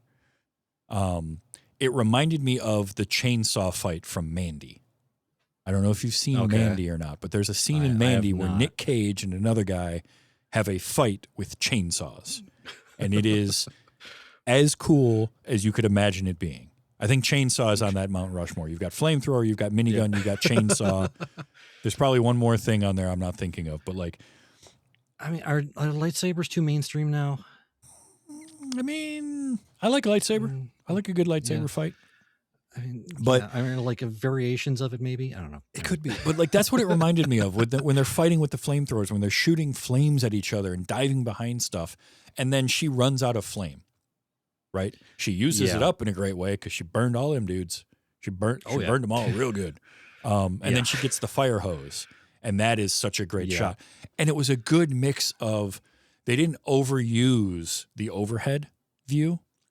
Yeah. But they used it to, I think, great effect at moments because you got to see how far those flames could shoot. Oh, yeah. And it was... Yeah. And I was quite amused by the fact that it's like the guys in the street or like on the radio and everything. It's like, yeah, we've lost track of her. Look behind you. And then they like immediately just fire everywhere. Such a good shot, like, yeah, too. She's directly behind you. Yeah. But then to end that whole sequence with flamethrower, fire hose going at each other. Yeah. My only complaint is that they take the sting out of Eve by letting John be the one that saves her. There's your Deus Ex Machina that you mentioned earlier. And that bummed me out even when I saw it in the theater. Like, come on, we don't need that. Like, she's doing great. Let her finish this off. Instead, John's got to shoot the gas tank. Shoot the tank, yeah. It's a cool effect, don't get me wrong, but it takes away from Eve. Yeah, I think it's like I think it almost would have been better if you went a little bit campy, and it's like she knocks down the other guy with the fire hose. Oh, just have her like jam the nozzle into his face and just like drown him or something. Yeah, there's several ways that fight can end that don't have to involve John Wick, but you know, it is what it is. It is time saver. But man, just the whole like the third act is both amazing and I love it and also unnecessary at the same time. Like you could tell the story of this movie without again, that's where the 2 hour and 5 minute runtime could have been shrunk down and you rearrange a few things and you don't have to send another assassin to stop her. You just let her go after the cult. And they're trying to stop because the whole thing is like, oh, okay, well, I'll send somebody and it'll stop it. Cool. All right, everybody stand down. We're going to let this guy do his thing. Oh, he didn't do his thing. All right, everybody attack her anyway. So what was the point? It was like the sister all over again, where it's like they didn't earn having John back here. So yeah, and like the timeline inconsistency I mentioned earlier is like he's supposed to be presumed dead at this point. Why is he there? Like, how do they know? Oh, but one of my favorite things in this whole section is like she gets away from the flamethrower guy and everything like that, and then there's like they're talking to the chancellor, and it's like we've lost track of her, we don't know where she is, and it's like we suggest that we take you to safety somewhere, and he's like, basically it's like not a single leader has left the seat of this organization for 200 years. Oh, by the way, we don't know where John Wick is either. So like, okay, I'm riding shotgun. Yeah. So I have immediately pieces out. All right. This is perfect because we can transition into playing some clips because I got some clips from this movie. And here's one of them. It's exactly what you're talking about because I had to get this. My note, I'll read my note verbatim right after it. But here's that moment. In 200 years, no leader of Hallstatt has ever left the seat of power to seek shelter. I understand. But sir, we've also lost track of John Wick. Nope, I'm out. Like, that was my note, was like smash cut to him getting in the car and leaving. Yeah. That was great. If you're going to do it, you're going to do it right. You use him. And that was, so Gabriel Byrne, we talked a little bit about him, but he does have some pretty good moments in this. Like Yeah. early on, Did you think that you could just walk away? it's a trope. It's a trope, but it's a trope that works. Yeah. And His delivery of the line is good too. Oh, It's intimidating. His delivery is great because it's just slightly German, but not over the top. Like he doesn't sound like a Disney German cartoon character. Yeah. But And as we know, German is terrifying, yes, regardless of what you're saying. this is true. The only thing worse is Klingon. True. What I liked was, so I loved the overriding motif. And again, I feel like the movie would have done well to lean even more into this of choice versus fate. Yeah. Because the Chancellor is all about everything is fate. And they set this up early on. There's the moment where he's talking to Eve's father. And I got a couple of those, which is, You trying to convince yourself that fate absolves you of your actions? There are no choices. like this idea that he doesn't feel like there are any choices, that everything happens because of fate, right? Yeah. And because of that, he also believes, Does that make what you're doing easier? It makes what I do necessary. right? I like that. Yeah. And I wish they could have leaned into that more, because that is the other side of the coin from what Eve believes and what she is told and what she is taught, which is that she has a choice, right? John tells her she's got a choice. She's given the choice to join the Ruska Roma and all of this. And she has the choice at the end. I liked that. I wish the movie had spent more story on that, fate versus choice. Does she actually have a choice, or is the choice kind of already figured out for her? Because they want to lean you in that direction, but they don't. And I think that, like, again, we don't know exactly what the recuts were or the retakes were, but I think that ultimately might have been why they were trying to establish the Eve and her sister part of it. Oh, for sure. To have both sides of those elements in the same family. Absolutely. Whereas, like, she's the choice side, her sister is the fate side. Mm-hmm. And that just never materialized. No, it didn't, because they broke away from it for a while and just kind of forgot about it. And oh yeah, by the way, because I love, like, when the Chancellor figures out who Eve is and he sits down in front of her. I love this delivery. Fate is a very humbling thing. Fate is a very humbling thing. I loved that. That was great.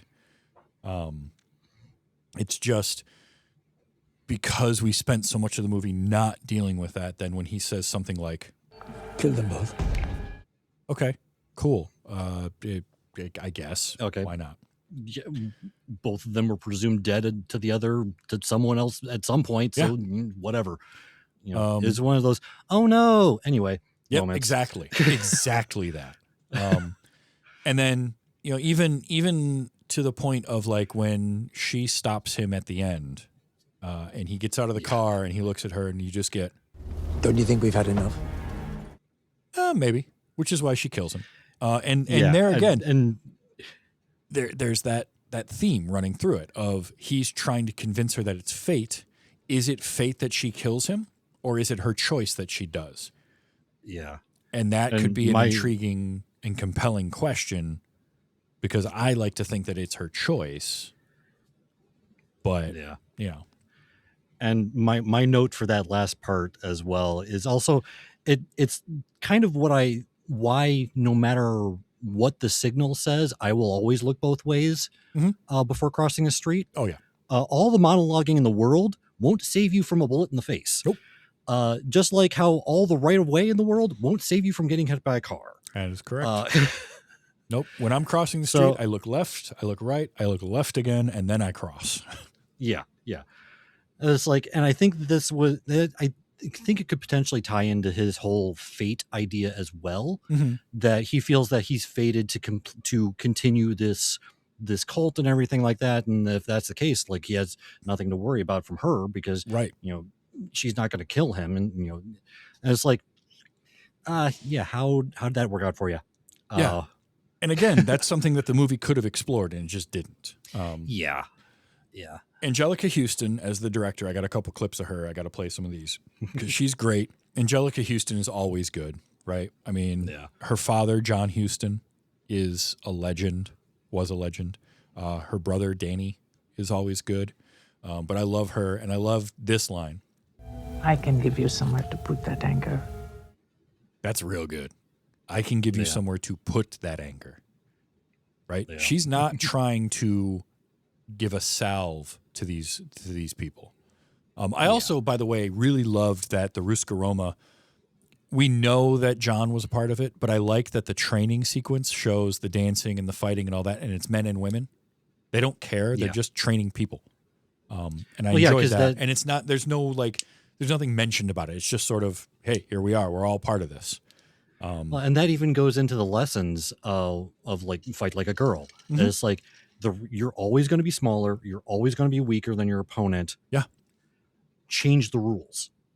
Yeah. It's like, sort of, it takes a little bit of like, there's definitely influence from something like Black Widow from Marvel. And I mean, this isn't a new trope, but I like that it, where that would be, it's all women going through this scenario. This is like, it's just people.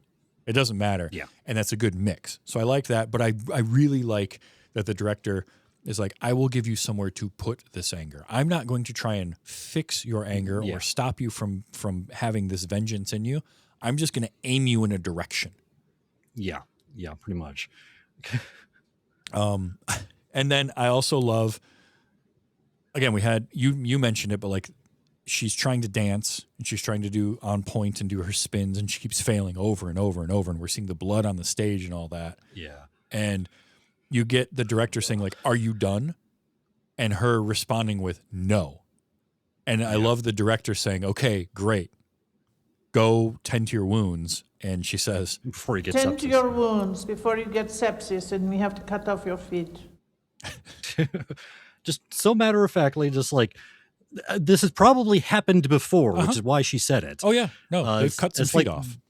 Yeah, it's like the warnings on chainsaws where it says, do not... anyways. It's very pragmatic, and I like that. I like that about the director. I also liked this one. When you deal in blood, there must be rules. That's very John Wick universe. Yeah. Especially when I believe she said that when she had a severed hand on her desk. Well, so that was the... I think. Is there a reason you've brought me a severed hand? That's a valid question, honestly. Yeah. That's a valid question, director. Why have you brought me this severed hand? But when you deal in blood, there must be rules is very good. That is... Somebody wrote that line and was like, I got to work this into a script. That's some good stuff. And one of the things I love about the John Wick movies is the world that they build of the gold coins and the Continental and just all this stuff. Because it's not our world, but it's like our world adjacent. Yeah. Right. And that actually reminds me of kind of another complaint I have about the movie is why you have to kind of like, it's kind of like, to me, it's kind of like Rogue One in the Star Wars universe. Okay. Where it's its own, it can almost be completely detached from the universe that it's in. Mm-hmm. Mm-hmm. And it almost needs to be viewed that way. Because like if you look at Rogue One, like a Jedi movie, you're going to be disappointed because there's no Jedi in it. Which is one of the things I like this about one, it. That's one of the reasons. It's my favorite Star Wars movie right now. But like you almost have to think about this movie in the same way where it's like it's in the world, but it's not necessarily attached to it. Because it doesn't really do a whole lot of like overarching world building. No, but in the same way that like Star Wars is more than the Skywalkers and the Jedi. Yeah. Yeah. The world that John Wick is building and has built is more than John Wick's story. And that's why I just feel like, yes, have Winston there, have Charon there, have the director show up. So there's your hooks. And if you want to have that moment of John Wick cameo, cool. That's great. Then leave it at that, right? It's like in X-Men First Class, they had a cameo with Logan. And it's one of the funniest moments in the movie because there's this moment, it's during like this montage of Eric and Charles recruiting mutants, and they run into Logan and he just tells them to F off. And it's brilliant, and that's it. That was an ad lib from what I've heard. And absolutely perfect because it's exactly what Logan would say. That it's perfect to the character, but that's it. It's a cameo, and you move on. And what it does is it ties it into a world we already know. It gives it that link, and then we move on from it. You do that here, and it works, I think, better. And it's just they tried to do too much. Because like Winston is good in this. I love, here he is talking to, what is the girl? Probably 8 or 9 years old. Something like that. At the beginning of this movie. Her father has just been shot and, killed basically in front of her. She's just taken a life for the first time. Oh yeah, I forgot about that. And in a way that I liked the mirroring. Again, there's a lot of that kind of there. It's a joke of George Lucas talking about having things rhyme. I don't know if you've ever seen that clip, right? Like it's like poetry, it rhymes. But it's true. And this movie has that, right? Because there's the rhyming of Eve as a child and then Ella as a child. But there's the rhyming of Eve as a child when she's defending her father and she shoots that mook that's about to kill him. And then her reaction to the taking of the next life she takes is that scene, which again is really cool in a vacuum, but I wish the movie had expanded on that more, of her final test. Yeah. And the veteran person that says like, I'm you in 10 years and saying like, I'm a test now. Like that's a cool scene that I completely forgot about. And then I'm watching it here. I'm like, why didn't they dive into that more?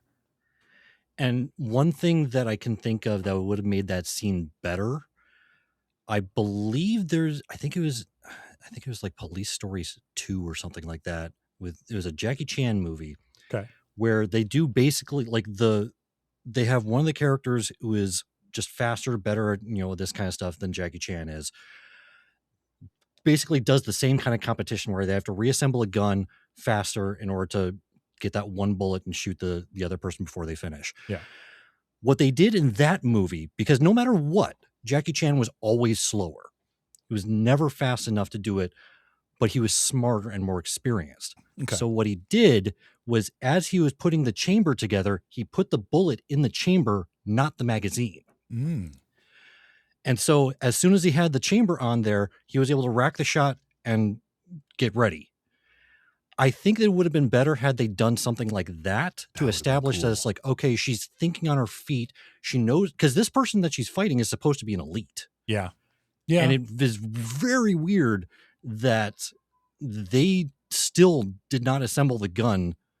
Like she stopped, like she delayed herself by like a good 5 seconds before she started putting this gun together. Yeah. And was still done way before the other person. That felt a little bit off to me. That's a good point, and I didn't clock that, but that's real good. I do like that quite a bit. Anyway.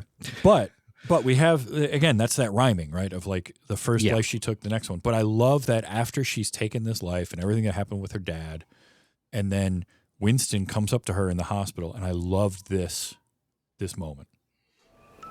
At a time of loss, there's nothing easier than pity, and nothing more difficult than the truth, as there are no easy answers for grief. I'd like to be honest with you. Would that be all right? That is a fantastic moment of like realism.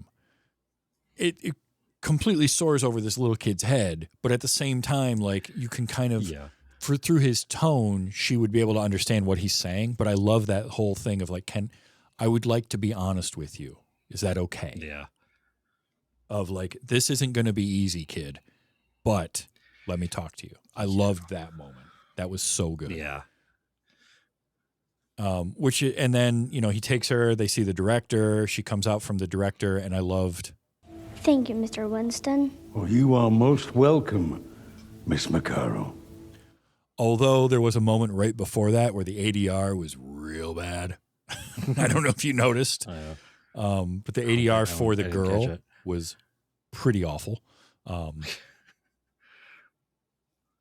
I think that, because one thing that they say like immediately after that is they mention is like, does she know who her parents really are? Yeah.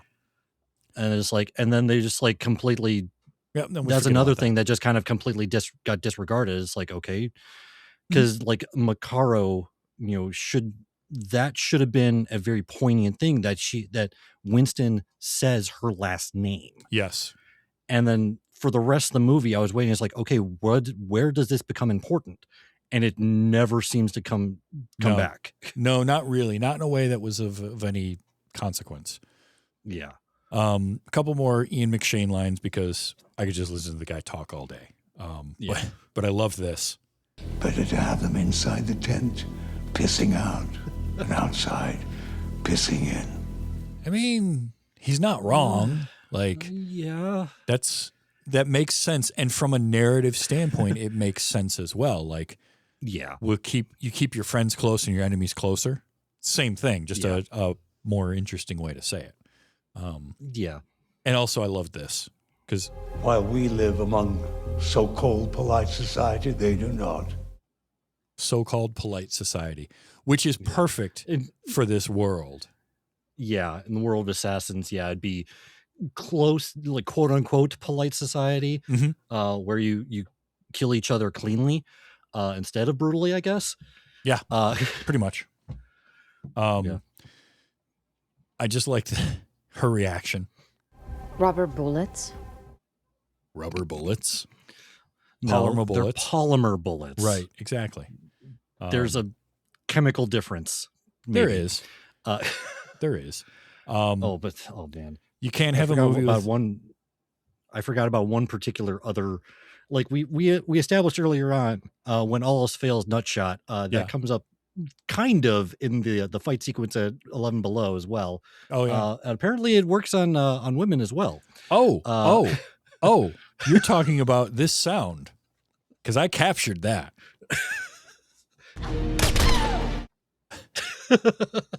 Because she shoots that woman in the crotch. And I definitely remember that. And then when I saw it again, and this sound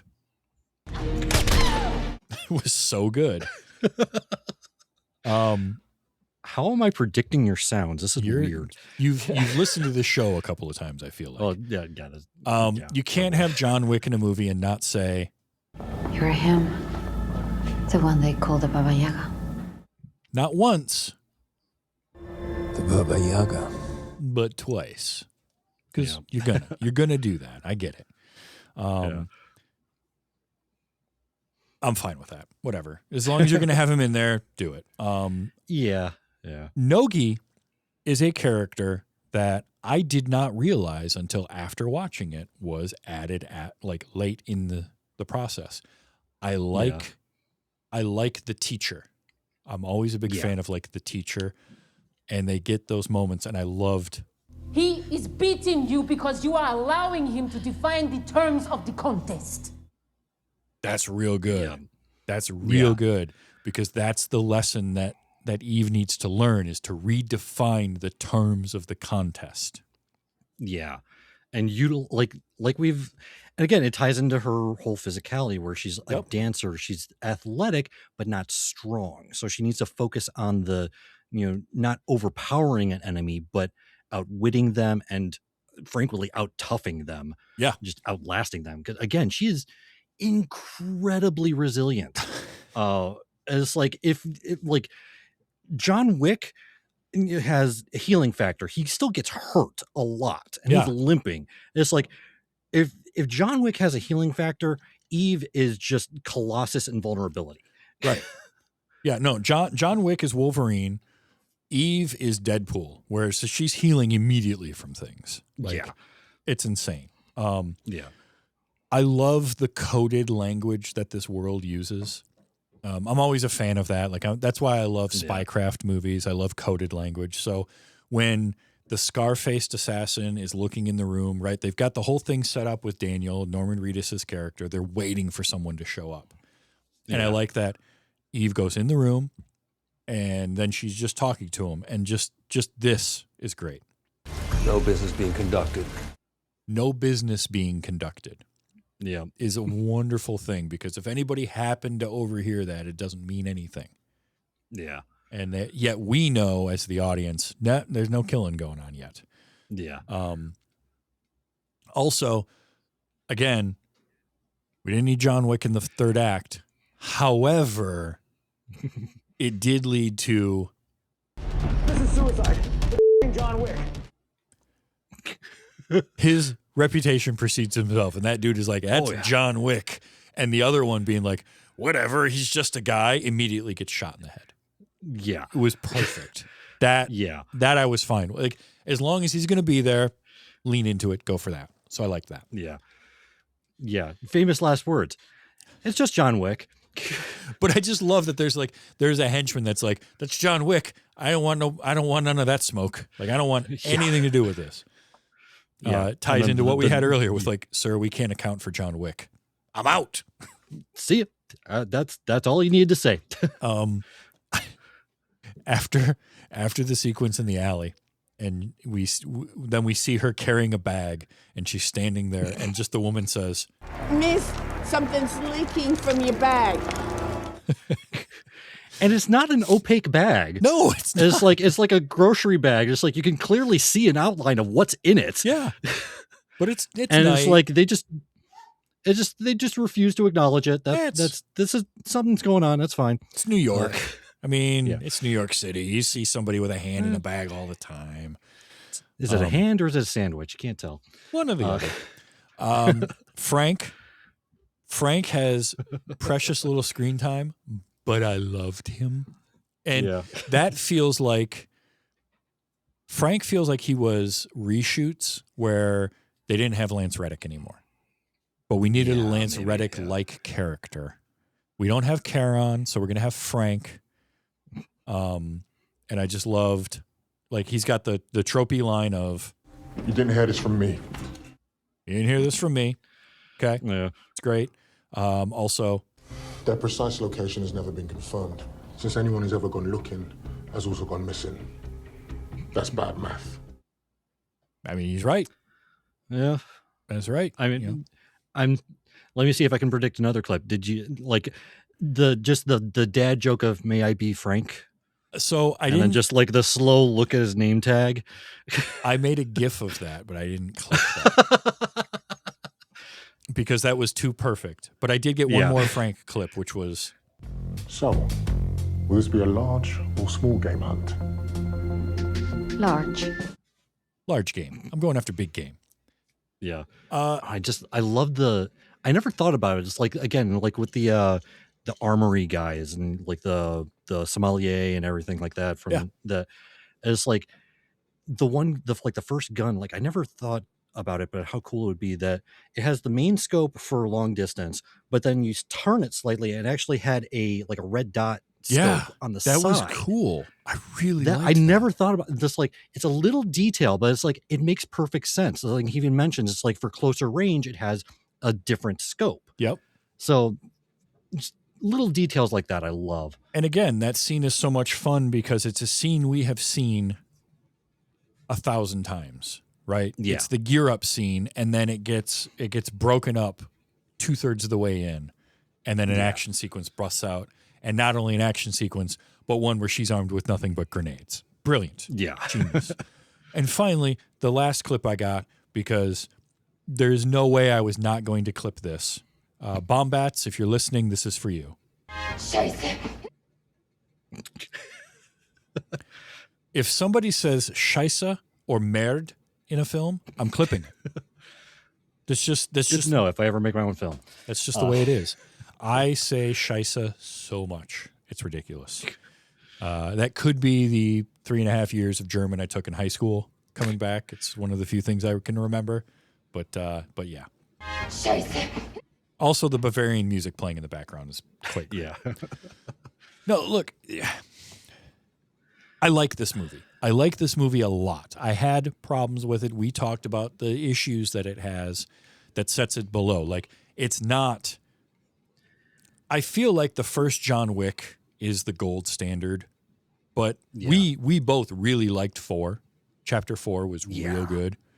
I still, every time I see the video for that pop up on YouTube, like when I'm putting stuff up on YouTube and I see John Wick Chapter 4 or Sisyphus with a gun, I just chuckle to myself because I'm like, all right, I peaked there. But that's what it was. But like those 4 John Wick films are real good, and I think the world is very interesting. And I think with a few tweaks, this could have. It's not going to be at John Wick Chapter 1 or John Wick Chapter 4 level, but it could have been 20% better, 30% better. Yeah, I agree with you. Like, I think that having the John Wick at the end of it did ultimately was a detriment. Mm-hmm. Have it established in the John Wick world, but have it separate from John Wick himself. Yes. I agree with you. That probably would have been the better option to do, because you already have Ian McShane, you have I forgot her name, or Angelica Houston. Angelica Houston, yeah, Whitney Houston. Jeez, very different movie. Unrelated, but still, yeah. But yeah, you have her, you have Lance Reddick, you have some establishing characters who are well known in the John Wick world already. You sprinkle them in. I think they had the perfect amount of time, like you said. Yeah, it's just too much John Wick. As cool as he is as a character, he was unnecessary in this. It's too much of him, and there was way too much of him in the marketing. That's the other part of it. Is I understand what you're going for, but don't overmarket your films. If you don't put him in the trailers at all, and then people see it, even if it's a small opening, but people see it and that word of mouth spreads, more people are going to go because they're going to be like, oh, this is in the John Wick world? Oh, Wick's got a cameo? Oh, that's awesome. I'm going to go check this movie out. And then they're going to enjoy it because when it's working, it's working. But they sacrificed the story that they could have told to shoehorn in more John Wick, and it hurt the movie ultimately. When they're already making a 5th John Wick movie. Yeah, exactly. Yes. And I think they could have almost taken a hint from Thunderbolts, where it's like it might be a little bit tacky, but have that little implied asterisk that there's something more to this title, and just have it be Ballerina with that little asterisk, implied or otherwise. And then once you get into the movie, you realize that asterisk is in the John Wick universe, and that be kind of the inside information. And I think that is a thing that sadly the film industry is missing these days, because it's all about marketing and the opening weekend. And if you don't have a big opening weekend, you're a failure. And that is a bummer, because you don't get a movie that can have legs anymore, or movies are either a big opening tentpole or they are a manufactured cult classic. Yeah. And there's don't get the, like, Knives Out was, the brilliance of that movie was that it was not over marketed, and it became more because of word of mouth. Like, I didn't see a lot of marketing for Knives Out, and then I started hearing about it, and I was like, I'm gonna go check this movie out, and I loved it. Yeah. We don't do that anymore. The marketing and the suits are afraid of letting a movie just be a movie and then sprinkle in a little bit here and there, right? Yeah. They want it to, they overmarket it, they oversaturate, and then what happens is it turns off some fans, it turns off some audience, and the worry is, oh, well, if we don't have a budget, a marketable face, nobody's going to go see it, right? If you don't put Tom Cruise on the poster, nobody's going to go see the movie. If you don't put Keanu Reeves on the poster as John Wick, nobody's going to go see Ballerina. Well, that's not entirely true. Yes, you're going to have less of an audience immediately out of the gate. Like, I think of a film like Gunpowder Milkshake as an example. Karen Gillan, there's a lot there, but it doesn't have that big name or that IP associated with it. But the first John Wick didn't. But it was allowed to come out, get some word of mouth, and grow into what it is. And that, I think, is the thing, right? Because like Faye in the chat says, the concept of this alone puts her butt in the seat. Yeah. That happens, and here's the thing, right? The marketing that you cannot buy is somebody like Faye goes and sees this movie and is like, this is awesome, and check this out, John Wick's got a cameo in it. This is in that world. She tells me that, she tells you that, she tells 3 other friends that. Half of us go and see it, but we are like, dude, this is awesome. It's really well done. Yeah. Nobody, right? Nobody had that, where it had a face that you recognize, but like, you don't know Bob Odenkirk. But you see that movie and you tell people about it, and then a few more people see it. Suddenly we get a sequel for nobody. Like, yeah, which I still have yet to see. I want to see that. But that's the thing, right? Is let a movie have some organic marketing to it. We're oversaturating and over marketing everything, and it's a bummer because if a movie doesn't have $100 million opening weekend, it's considered a failure, and that it's just wrong. It's just not right. Like, yes, this movie cost a fair amount of money to make. I don't remember. I'm going to look at what the budget was. The budget was $90 million for this movie. What was the original John Wick? I will check. But this movie being... I know it was significantly less than that. But. Oh, very much so. Now, this movie being $90 million, I understand because... there's a lot going on with it. I don't know how much of that is in the reshoots and the extra stuff that they did. And whether or not the movie in its original form was that good, I can't say because I didn't see it. But, just John Wick as a franchise is very interesting. And letting the movie stand on its own, I think, helps a lot. It's just, but then there's the other side of it that I understand, which is like, I know people that just don't go to the theater anymore, or they don't see a movie that they recognize a name from, or they recognize a character from, and they just dismiss it because there is so much out there. There is we are lousy with choices currently. Yeah. As to what is there. And it's, by the way, first John Wick film was a $20 million budget. So, okay. Oh, jeez. And I also highly recommend, if you're interested in the John Wick universe in general, I highly recommend watching Wick is Pain. Oh yeah. Just like seeing the background of like the fact that the first John Wick movie almost wasn't made because they were over budget. Oh yeah. And then like the like last person you could potentially think of to help with the budget just out of nowhere comes out of this. I won't spoil it so that you'll actually go see it's crazy to think about who actually helped support the first John Wick. But yeah, how close that movie was to just not being made was amazing. But yeah, also a potential segue. Okay, I know we're reaching the end here. I mean, exactly what you were saying for movies also applies to video games. Oh, for sure. For sure. Oh, I mean, like, and we just had the Game Awards, and independent studio, not a whole lot of marketing, blew everyone out of the water. Got Game of the Year. That's an example of exactly what you were just saying, working in context. Yeah. You can make good things that don't have to be overly tied into something else. Well, and also it's a factor of money. It's like, because so many of these games, of these movies, of just our general lives and in general, redundancy anyways, it revolves around how much money can we get out of this. Yeah. It's like you have a bunch of suits up at the top that are just like, how can we make as much money out of this as we can? And unfortunately, that is largely mutually exclusive to making a good product.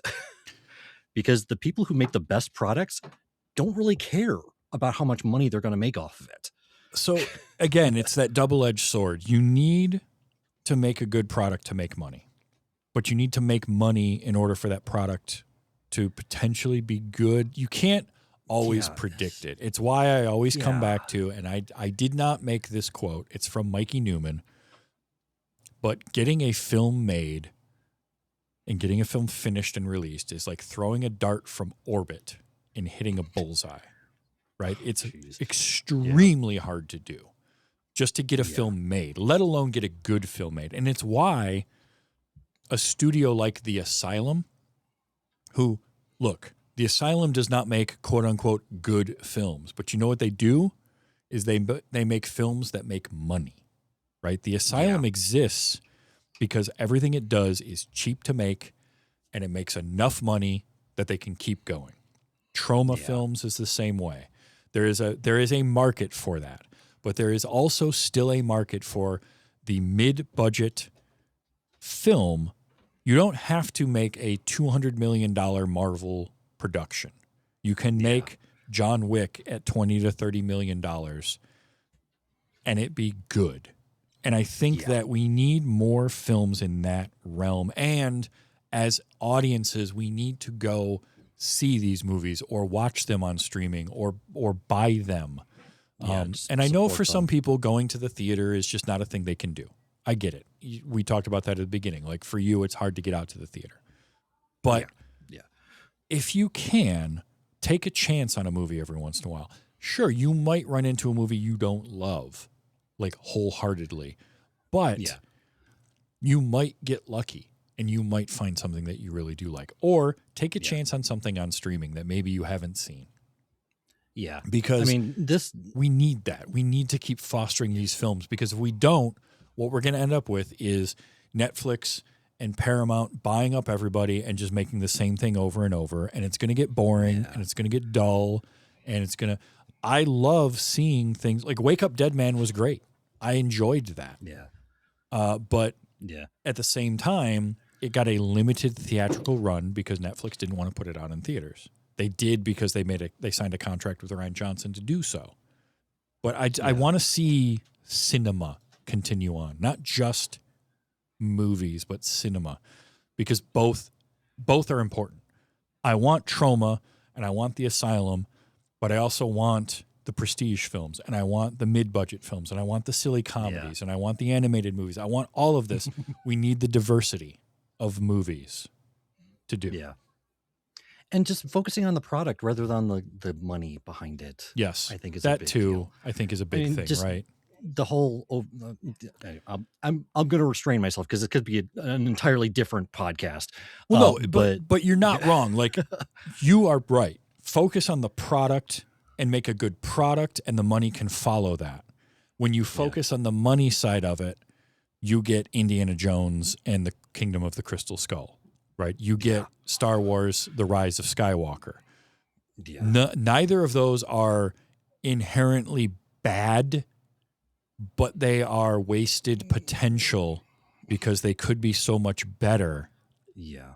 Right? Don't make movie they squandered the resources. Yes. Don't make film by committee only. Use that as part of your tool. It's kind of like the idea of, CG versus practical effects. And you get the camp of, oh, CG is great. You get the camp of, oh, practical is always better. Well, no. It's using the right tool for the right situation. And mixing and matching and using those things together. And film can give us that, and movies can give us that. And some things need to be a standalone 2-hour movie, and some things need to be a short series, and some things can be a longer series or a couple of movies. Like The Lord of the Rings as 3 movies just makes sense because it's 3 stories. The Hobbit as 3 movies, though, didn't make sense. Yeah. But yeah, it's definitely like, what is the best tool for the job, and not thinking in those absolutes of it's like, oh, always CG or oh, always practical effects. Like, well, they have their advantages and disadvantages. Weigh those. Use the right tool. Yeah, and it's always using the right tool. And stop with the no CG was used on making this movie. Well, no, it was. So already I don't believe you. But also, stop with that narrative. Stop with the idea of this absolute or that absolute. Like, just make a good product, right? One of the reasons I loved One Battle After Another was that was just a good movie start to finish, because Paul Thomas Anderson just knew that he wanted to make this movie, and he got great performances, and they shot it well, and all of that kind of stuff. That's what I want to see. I want to see Denis Villeneuve making his movie, and then I also want to turn around and I want to watch The Toxic Avenger. I want both of those things to exist, right? Dune and The Toxic Avenger existing in the same world makes me happy, because we need both of those things. Yeah. So, and it's the same with, you brought up video games. It's the same with video games. I want the Claire Obscure Expedition 33. I haven't played it, but I want that to exist. And I want the big AAA title to exist. And I want the little indie game to exist. I want Blueprints to be out there and be a thing, because that game is just amazing. Peak, I've been playing the hell out of. Peak is amazing. Oh, this has been a crazy year for games. It really has. You have games like Silk Song, which have been and seem to have been anticipated for decades. You got you have games like Hades 2, which is like Hades 1 but better somehow. Yes. Oh God, Hades! And they Hades was somehow, so good, and Hades 2 somehow was better in every way. Yeah, which is saying something. Yeah, and they still came out, and they had made the mistake of coming out the same year as Claire Obscure. Yeah. And the thing is, like, Claire Obscure could have come out a year or two earlier and been the same year as Baldur's Gate 3 or Alan Wake 2. Who knows? Like, that's the thing, right? And it's the same with movies. Like, Ballerina sitting on the shelf or getting recut for a year and pushing back. Did that help it? Did that hurt it? I don't know. There's all that kind of stuff. Now, speaking of video games, let people know. Let people know where they can find you outside of this show. So I'm going to be starting my stream in about 15 minutes with the Part-Time Gamers podcast I run. Part-Time Gamers is the gaming podcast for people with full-time lives. You'd think after about 600 times of saying it, I would get it right. Yeah. I still read the script. But we talk about different games each week that can be played to completion or satisfaction in a short amount of time, because we're all busy. We're all adults. We don't got time to play, multi-billion-dollar or we don't got time anymore. That's why I haven't played Expedition 33 yet, because I just don't have time. It is very rare that I get to play a game like that. It's a game I've beaten. Nice. At least completed the story. Although one of the headlines from the Game Awards was that they have an update that adds more content, which we'll get into. But I won't spill my popcorn in the lobby. If you want to know more about all this stuff, listen to Part-Time Gamers. We're going to be starting that in about 15 minutes. I also do newer show that I've done called Part-Time Adventurers, where me and a couple of guests and my co-host September go through a campaign of Wildermyth. Oh, nice. Which if you've not seen this game, it might not look great at first glance, because it's very papercraft. It's very 2D, literally. It is an amazingly deep story game. If you like D&D, if you like complex stories going on that are never the same twice, fantastic game. I highly recommend it. We're going through our official season 1 of Part-Time Adventurers. Nice. That's on Wednesday nights usually. But yeah, that's primarily what I do. I occasionally stream over on YouTube. I need to get my second cup of coffee, so I'll get that in a second. But youtube.com/@Searanex is my YouTube channel. Perfect. You can find everything there. It's a good place to start. Excellent. youtube.com/@Searanex. Check out the Part-Time Gamers. Check out the Part-Time Adventurers. It's always fun. If you like this and this conversation and this discussion about John Wick and films in general, I do this every week. Twitch.tv/TV's Travis every Sunday night around 8 p.m. Eastern time. I do this show. Comes out as a podcast. Wait, you haven't seen. Check it in all your podcatchers. Check it at YouTube. Every Wednesday that comes out. Patrons get it a few days early. So if you're a patron of the show at patreon.com/WYHS, you can get the show early. You get my first watch diaries where I am watching series of shows for the first time and giving episode by episode thoughts and little breakdowns of those as well. So you can get all of that at Patreon. And you can go to tvstravis.com to find links for that, for this show, for the merchandise. If you want to get my silly logo on a T-shirt or a coffee mug or a hat, you can do that. It's always fun. But Shawn, thank you so much for being here. It's always a pleasure. Next time I have you on, we're going to talk about something non-John Wick related. Well, assuming we talk before John Wick 5 comes out. That's also very true. But yes, I will at least. I want to try to make it a challenge to pick a film that I have seen that you haven't. You know that's what? my personal challenge. They're out there. There's plenty of them. We will find one. We will definitely find one. But until then, check out the Part-Time Gamers. And next week, I've got Amy Frost and Phil Keating coming back. We're doing another Wes Anderson film. We're going to talk about Fantastic Mr. Fox, and I'm excited. I got asked by Amy and Phil, how emotionally devastated do you want to be? I said, it's been a rough year, not that much, and so they went with Fantastic Mr. Fox. We'll see what happens with that, but I'm excited for it. I can't wait as I continue my Wes Anderson education. Until then, though, Shawn, thank you again so much for being here. Thanks for having me. We will do this again. And until next week, and until the Fantastic Mr. Fox, just remember to enjoy your movies, and let's be excellent to each other. This has been Wait Units.